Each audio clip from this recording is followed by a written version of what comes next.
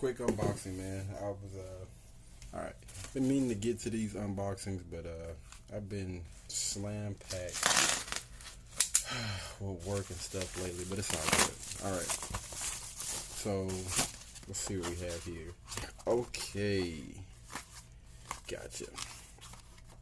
These two cords are just basically for my camera, and I'll show you.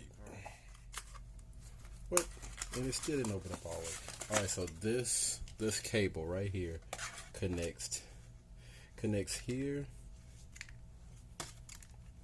You connect this cable here, and you use this USB to connect to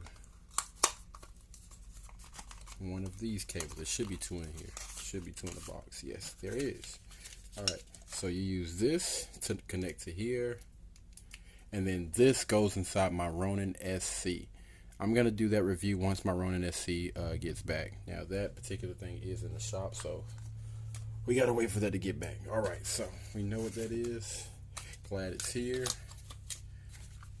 Let's go ahead and put these up and just wait patiently for my Ronin SC to get back here. Alright, here we go. Throw this back in the box.